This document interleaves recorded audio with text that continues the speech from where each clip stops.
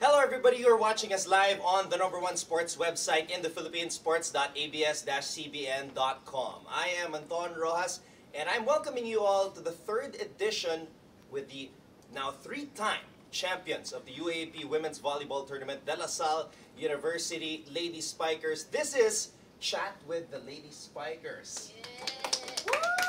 Hey girls, it's great to see you again. Ito na ang pangatlong beses na makakasama ko kayo. Do you still remember the previous times that we were together here at ABS-CBN? Yes. Yeah. Si Don lang yung nakakaalala. Well, let me refresh your memory. The first time you guys were with me, we did the Running Man Challenge with Mika Reyes during her last year. Naalala niyo yun? We were at the 9th floor. Pero I think Gyra wasn't there yet.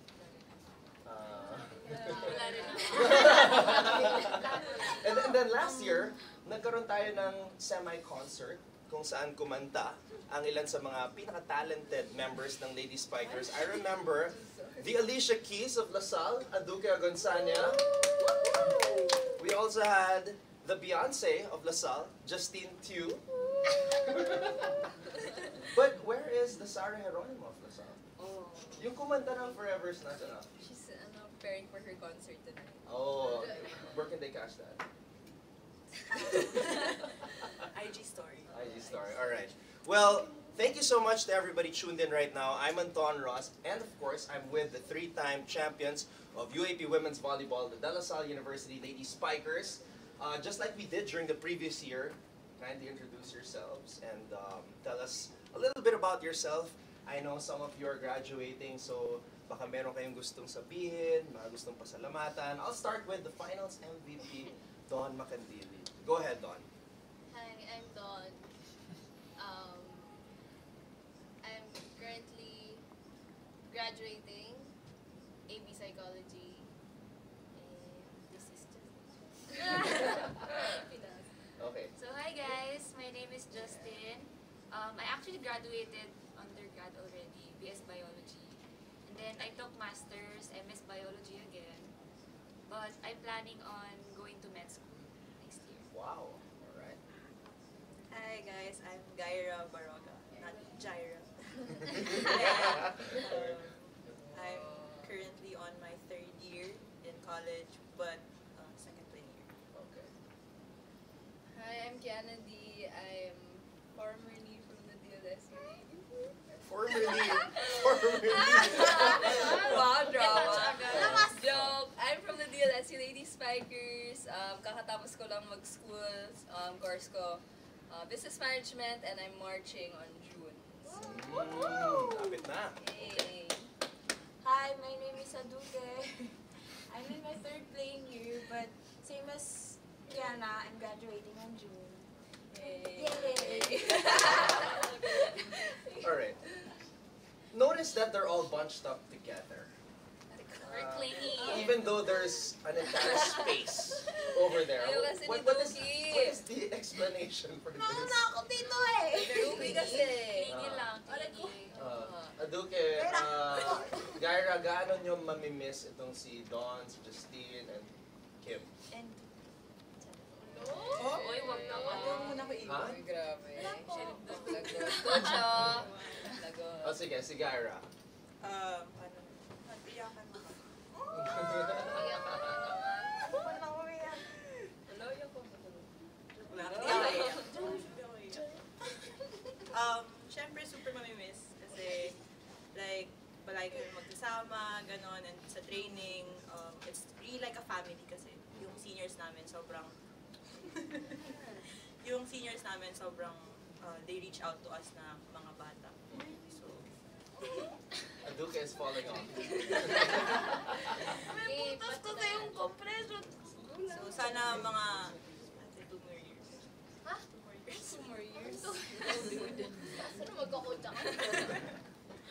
Well, this is all about the fans. Itong Chat with the Lady Spikers, and since last night they've been sending a lot of questions, so I'm going to read them to you. Thank you to everybody who sent those questions. Sisimulan ko kay Dawn Macandili. There's a very interesting question here for you, Dawn. You were named Finals MVP. And in recent memory, parang wala pang libero na nakakatanggap ng Finals MVP award in the UAAP. Nagulat ka ba? What was going through your mind when your name was announced? I saw your facial reaction, parang hindi ka makapaniwala. How do you feel about that? Being the libero that won Finals MVP. First of all, syempre thankful and very surprised talaga ako kasi at the back of my mind, niisip ko na may chance, pero may possibility rin na, mas mataas yung possibility na hindi ako magiging Finals MVP. Kasi usually, di ba, scoring player yung nakakakuha.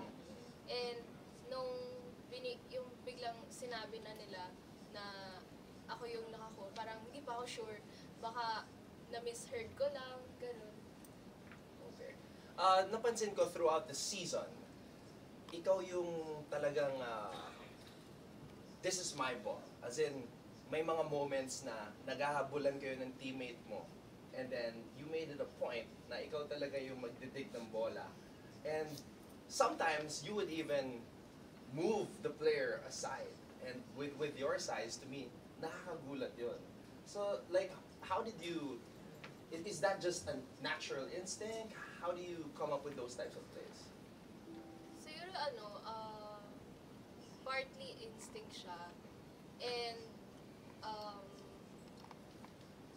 siya instinct na akuin yung bola na parang ako na lang para nasa isip ko kasi siguro mas accurate na ako na lang kumuha para makalabas yung attackers, sila papalo, tapos makapwesto yung setter.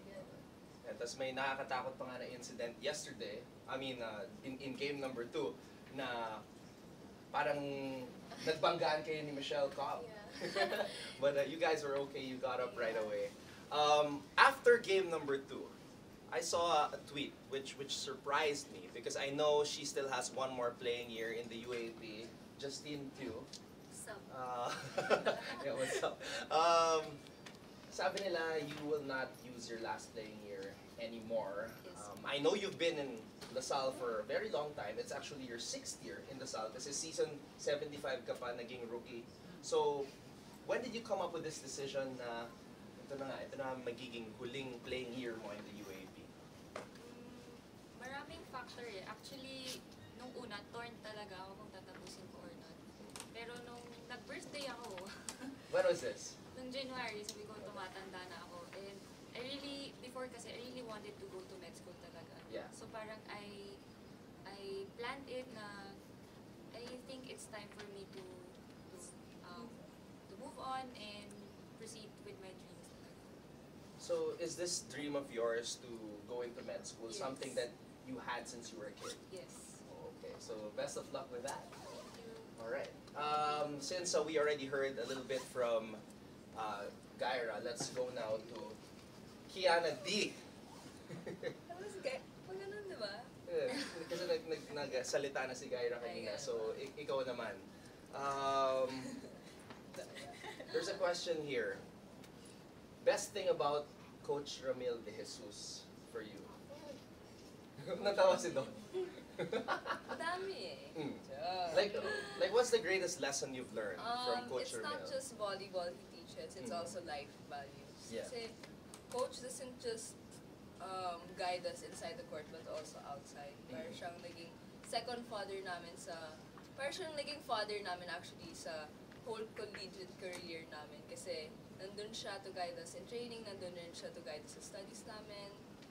Outside, like sa dorm, siya rin yung nagbabantay sa amin. So, it's not just the skills that he teaches us, pero rin yung kailangan namin alamin para we can be independent in the future. Alright. Throughout the years, tuwing nakakausap ko si Coach Ramil and some of your teammates, nagugulat ako because sometimes they would say, nung dumating ako sa LaSalle, 0 ako. As in those words. I've heard it from Mika Reyes, and then I heard it from Majoy. I want to ask Aduke, how much have you changed since like, ganun din ba yung experience mo? Yeah. Notice that she's already in her own seat. Aduke, I know you're very talented, not just in volleyball, but in singing as well. But as a volleyball player, nung dumating ka sa Lasal, like how much were you able to grow since tinulungan ka ni Coach Ramil de Jesus? Syempre, pagdating ko kasi dito, I was shocked kasi sobrang iba yung pamamahala ni Coach and then yung volleyball mismo. Sobrang advanced. Sobrang advanced. And then, I may have the skills pero sobrang ahead talaga yung ibang players. So I really need to push. Tapos si Coach talaga yung nag-guide sa akin. And then parang, since may nakikita akong guide sa mga seniors ko, yun, ginaya ko na lang yung mga techniques, yung how you play inside the court. It's not just about the skills, kailangan you know how to play with your teammates na kailangan mo silang tulungan. It's not all about you, kailangan mo silang tulungan kasama mo sila. Sino ba ang idol mo sa Lasal? Si Chang. Si Chang. Chang Abby. Yeah. Okay. What was the best thing you've learned from Abby Marano? Yung heart niya when playing, sobrang smooth. Yeah. Slowly, hindi ako ganun kasi, pero tinatry kong maging ganun. Like Okay. Chang. I love Ate Abby. Aw. Chang, I love you so much. Say it with feelings. Again. Chang, mahal na mahal talaga siya. Wala eh. Hindi si Ate Jordan. I love Ate Jordan. Yeah. Okay. Let's go a little bit into the future. Kasi sinabi mo nga, Kiana, na Coach Ramil is like a dad, a father to you girls. Now he's the head coach of the women's national team. And you and Dawn are part of the master list. So I think that's a good thing, that you have the opportunity to represent the Philippines. How do you feel about graduating from LaSalle and then still being able to play volleyball with your second father, na si Coach Ramil de Jesus? Don? Siguro hindi ako natatakot sa what lies ahead of me kasi nandun ako sa comfort zone ko and hindi ako mangangapa, mangingilala ng bagong coach. So, I think it's an advantage for me as a player. And how stiff is the competition now, Don, in terms of your position? Kasi marami na rin mga players na gumagaling, like Kat Arado, and then of course then Lazaro also showed up in the tryouts. So, do they motivate you? Like Melissa Gohing, your idol, was also there in the tryouts. So, how does it feel that you're part of the master list, tapos all these great players in your position are also there in the tryouts? Medyo pressure din kasi syempre lahat naman sila may kanya-kanyang techniques and napatunayan na nila yung sarili nila in volleyball. So, lahat naman kami pantay-pantay and gagawin ko lang yung best ko. If mapalaro man ako, bibigay ko yung best ko. If iba yung mabigyan ng chance, go for it, gano'n. Kiana, two major tournaments happening, one this year and one in the following year, yung Asian Games and the AVC. And next year it's going to be here in the Philippines. So how do you feel about that? You know, being a part, having an opportunity to be a part of the national team and then competing dito in front of our kababayans. Siguro I think the Filipino community also plays a huge role sa for the sport to be successful here in the country. And siguro mas ma-feel namin na playing in our home court na syempre maraming nanonood na kababayan. So syempre mas ma-motivate kami maglaro to play for our country. And this year actually, last year in the South, you had a chance to see the crowd. Although you didn't get to play, there was a chance to experience at least yung mga Filipinos really supporting you. Does that add a little bit of motivation for you to hopefully this time make sure that you crack the lineup? Yeah, nakakatuwa kasi there are Filipinos talaga who go to the venue and watch our games na sinasabi na galing pa sila dito to come here. And syempre nakakatuwa na kahit they're from different places, they really go to the venue and watch us. So syempre, so to make them proud, syempre you want to help syempre in contributing sa success ng team. So yun, work hard pa. Alright, balik tayo sa mga fun questions because I see a fun question here for Justine. Since Justine is so good at singing, there's a question here for you. Eto, Don. You wanna read this one? Okay. Okay. Justin Chu, if you have one song to describe your journey about the UAAP Season 80, what will it be and why? Thank you.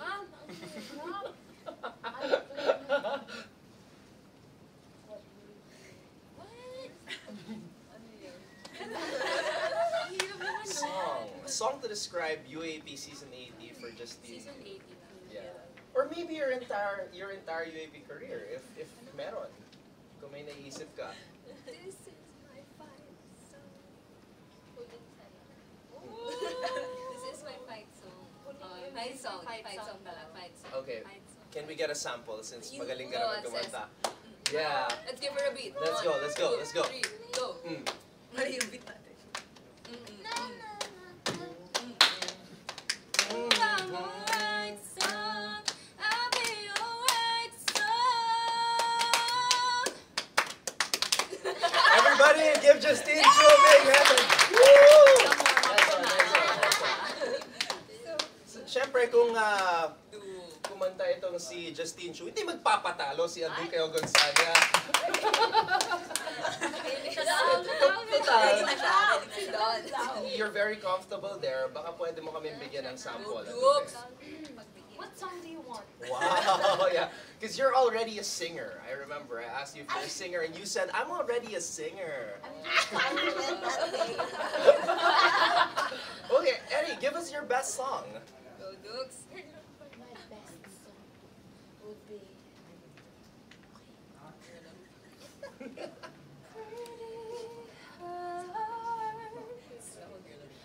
shine the light on whatever's worth.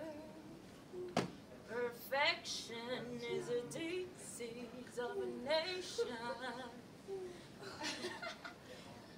Pretty hearts. Sorry po, may nagtatrabaho po ba dito? Sorry po Everybody give Aduque Gonzaga a big round of applause. Thank you. Si Don daw. Wow. Oh, Don? Ayan na. Okay, wait. I just want to ask. Ano ba ang special talent ni Don Macandili? Mag-rap. Mag-volleyball lang. Rap? So, parang si Julia. Si Julia Ipak magaling mag-rap, di ba? Ano yan? No. What else is Don Macandili good at aside from being Miss Everywhere? Mag-karaoke. Oo nga.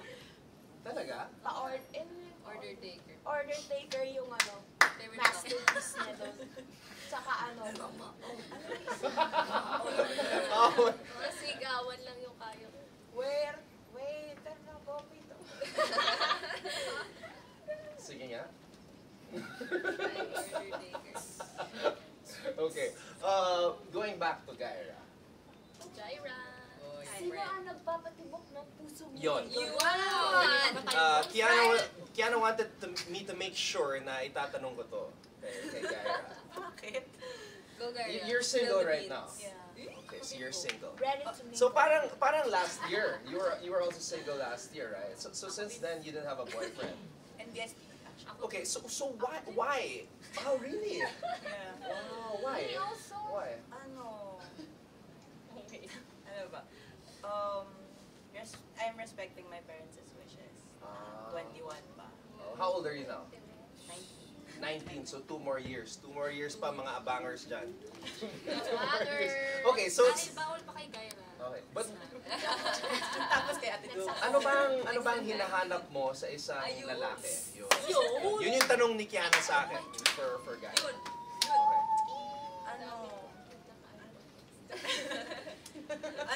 I really like, yung ideal guy ko talaga is like my dad. Okay. Edgar Baragahay.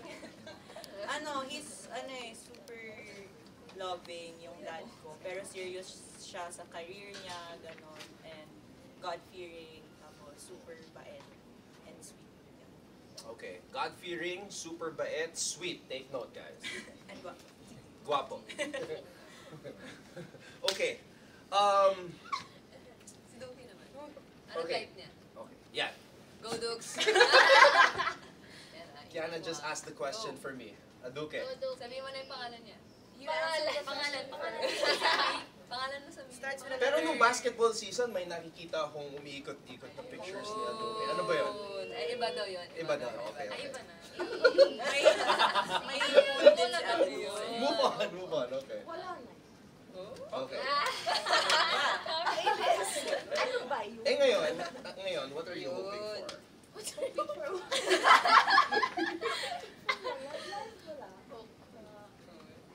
Wala. Focus mo na. Yeah. Have to defend the crown.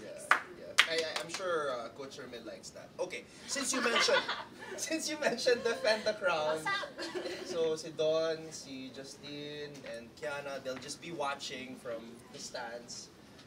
Those are huge shoes to fill, and a lot of people are asking on Twitter, sino ang papalit kay Don Macandili? I mean, how can you replace Don? But I mean, syempre, I'm sure Don, you will be more than happy to find somebody who will play your role very well for LaSalle Season 81 as you go for a four-peat. Sino sa ngayon ay nakikita niyong may potential na pumalit kay Don Macandili as the libero of LaSalle? Me. I'm working on it. Talaga. Because some people on Twitter are actually asking if Michelle Cobb, if she had a choice, could she play libero? Is that possible? I mean, you have CJ who can play setter, and then meron kang Michelle Cobb. I don't know.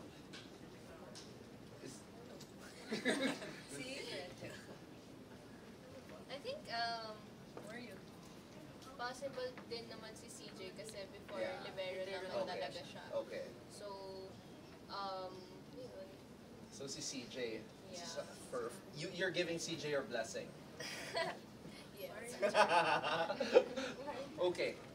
Majoy Baron was the captain this year. There's another question here. Sino sa tingin nyo ang early favorite to be the Lady Spikers team captain next season? Aduke? Ay, hindi po. Bakit ayaw mo?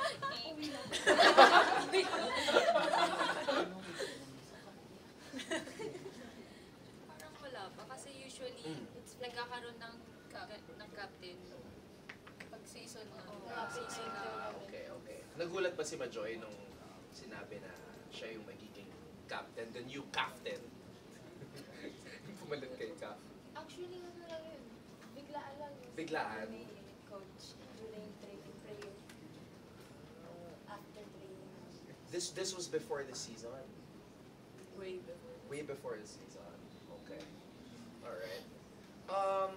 Most memorable moments for UAP season 80, or like for Don and Kiana throughout your UAP career, ano yung pinaka hindi niyo makakalimutan as being part of the UAP community, part of LaSalle?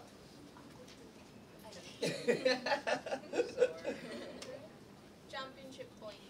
Championship point. Which one? This this one. The Yeah, that was a long rally. same. That was a long rally. Parang hindi matapos-tapos. So, Countless naalala ko yung reaction ni Don nung nakuha niya yung championship point. You were like, It's done. It's done. si Kiana naman, gano'n. So, what was going through your minds nung ang tagal-tagal, hindi mapatay-patay yung bola, and then you finally got it done, finally got the win? At first, actually, umatras ako, tinignan ko pa yung score. Pinake sure ko Yeah. na panalo na kami. Tapos na ako yun. Sobrang nahina na lang ako. Shucks, tapos na ako. Yeah. Yeah. Bilis ng panahon. How about you, Kiana? I think you had a couple of chances to end the match. Yeah. FU was a very defensive team. Yeah. Talagang kailangan mo ng patience eh. So, nasusungkit lahat. So, I think sobra after that long rally, I think everyone felt so relieved after namatay yung bola. So, yun, parang after the championship point, sobrang shocks. This is it, we're done. Were you the one who hit the championship point last year? No, 78. That was a 78. Error. 78, yeah, it was you. I remember because you were able to score one.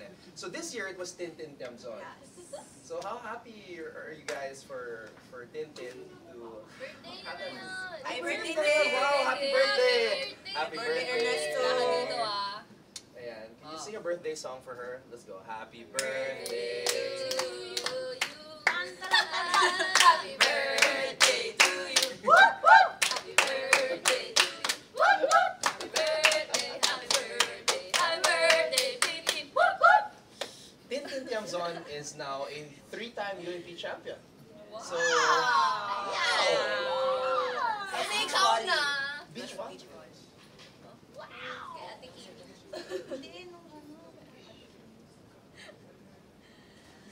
Silang dalawa yung Ate makasama. Kim, Ate Sid, and Ayun. First playing year. Okay. So, 78. since she has experience, malamang siya yung isa sa mga magiging leaders for next season. Don, Kiana, how confident are you? Justine, how confident are you that the remaining players on LaSalle can go for that 4-peat? And what will you do to support them as they go for that 4-peat? Kasi hindi pa nakaka-achieve ng 4-peat ang LaSalle. Not yet. 3 Grand Slams. Ano ba? I think it's really up to them. Kasi they have the skills. They have Coach Emil, they have the skills. So I think it's up to them how they're gonna plan for season 80. It's a lot. 81. It's a long So it's still, they have a long time to Prepare. Okay. I just saw a question for you, Kiana. Sino yung sobra mong mamimiss na ka-teammates mo or friends from other teams? I'm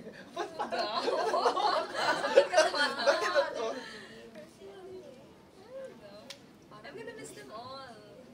Teammates, all my teammates, syempre. Alam mo, actually, nung the day of the game 2, Yeah. breakfast pa lang umiiyak na ako. Oh. Yeah, nag-breakfast kami. Yeah. Tapos I went down, umiiyak ako. I was like, no, this might be my last breakfast here. As in talaga. That day pa lang sink in na this could be my last day here na dorm. With my Yeah, but you played so well. You had 19 points in your last game.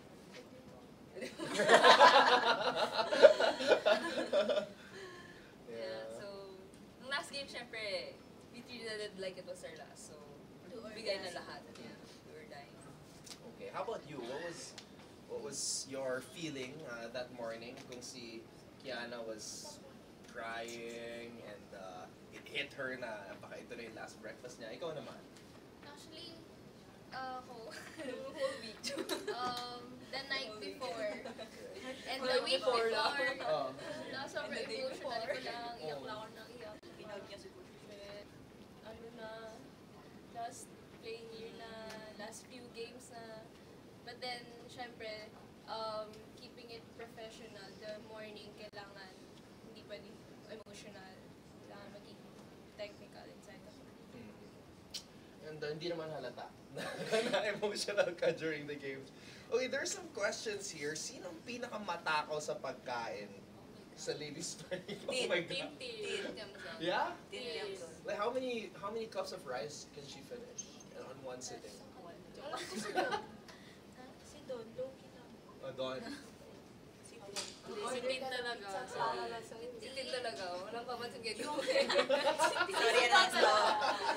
Yung order niya siguro pang 3 tao. Sa kanya lang. Really? For She cups would of rice.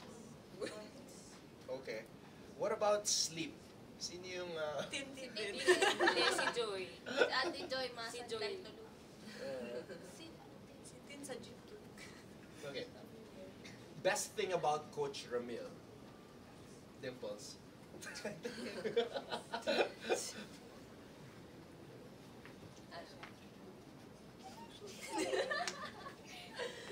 Too many to mention. Okay, let's try something. There's a question here. I'm gonna start from you since I started with Don earlier. Describe Coach Ram. We're gonna go from you to Don. Aduke, ha? Ready? Describe Coach Ramil De Jesus in one word. Oh my God. But yeah, okay. Legendary. I like that. Okay. Kiana. Beat that!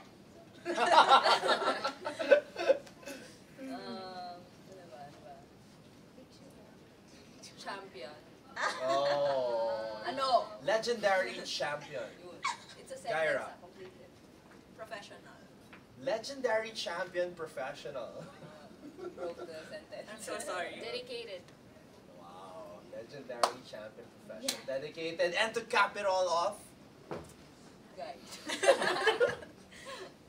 Father.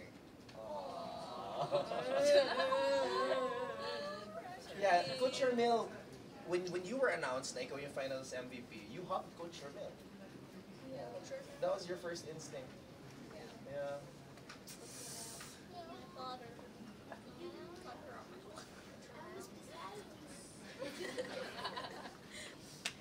Throughout the years, laging sinasabi ni Coach Ramil, or I mean the players about Coach Ramil na chinaga ako ni Coach Ramil. I heard it from Mika Reyes, I heard it from Joy. Paano kayo pinagtsagaan ni Coach Ramil in your own way? Don, ikaw, how did you grow under Coach Ramil this? Siguro kasi nung first year naman ako, di mo naman ganun kagaling and ka-consistent. Tapos sobrang bata lang talaga yung isip and yung dedication sa sport, hindi ganun na nandun. But then, through the years, with the guidance of Coach Ramil, na mas na-appreciate ko yung sport dahil nakita ko mismo sa kanya yung dedication niya and yung passion niya sa sport. So nakakahawa talaga yun. For you, Justine?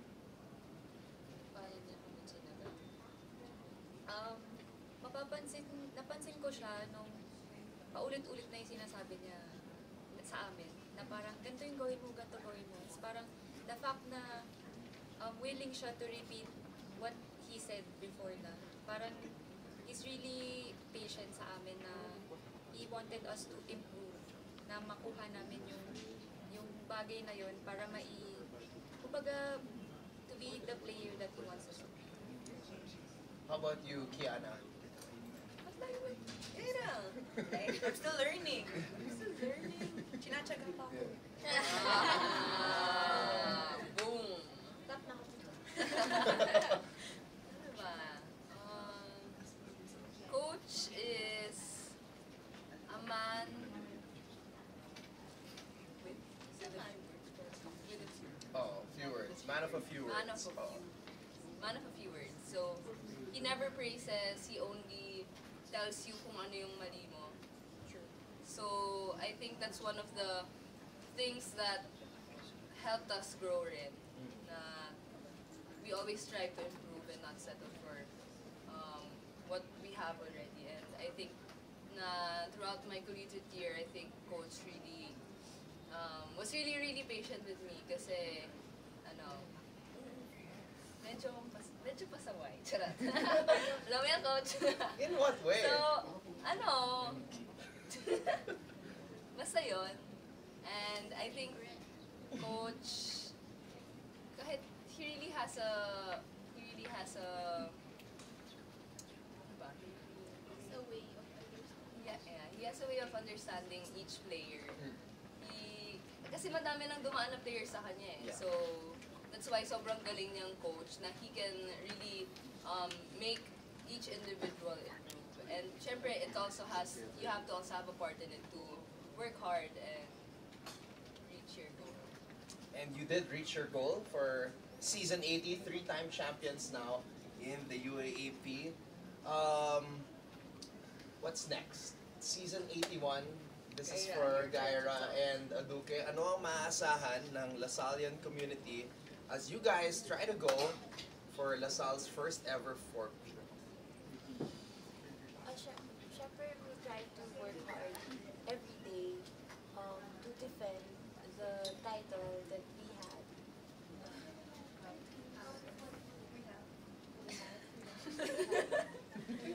My family. I don't have any pressure right now. And then, and then, start kami ulit, and then we'll build the team na capable of defending the family. I'm so sorry. Gaira, how about you? Go, Gaira. Ano siguro, we'll Watch take out it for Gaira. one day at a time to improve ourselves and syempre the whole team to gel again under Coach Ramil. Parang we'll try our best to defend our crowd and to get that 4 feet. Alright. And I'm sure the entire UAP community is very excited to see you guys in action next year. So that was a really fun chat with you girls.